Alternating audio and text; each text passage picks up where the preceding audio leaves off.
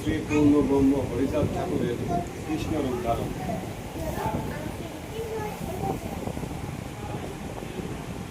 গোকুল দাস নাম বৈরাগী ঠাকুর, পরম অগ্রেতে তিনি ভক্তি সে প্রচুর।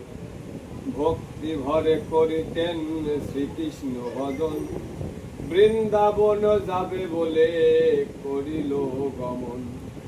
রাস পূর্ণিমার অগ্রে যাত্রা যে করিল, যাত্রী নাহি সঙ্গে নিল একলা চলিল।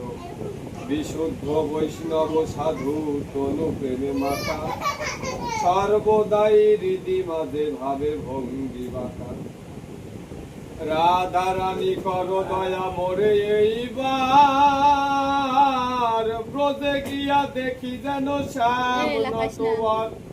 জয় রাধে বলো রে মন, জয় রাধে বলো, অন্য বল মুখে নাই, শুধু এই বলো।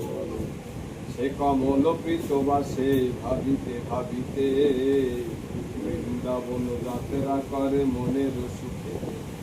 এ সময় হরিচাঁদ সফলা ডাঙায়, ধান্য কাটিবারে হরি মাঠ মধ্যে যায়।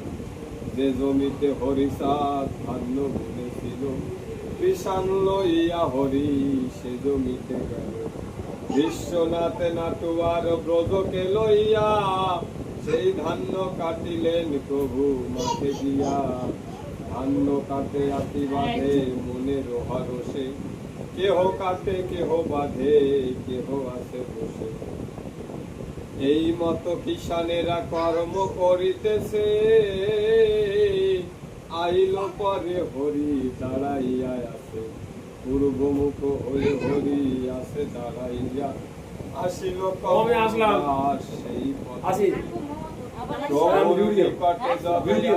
বৈরাগী, শ্রীহরির রূপ দেখি হইল অনুরাগী।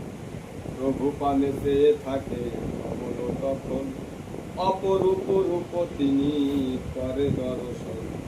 পরিধান কৃতবাস যেন কালো শশী, ত্রিভঙ্গ ভঙ্গিমা বাঁকা, হাতে আছে বাঁশি। বনমালা গলে দোলে, বক্ষ দেশে ঢাকা, চরণে চরণ দিয়ে হয়ে আছে বাঁকা।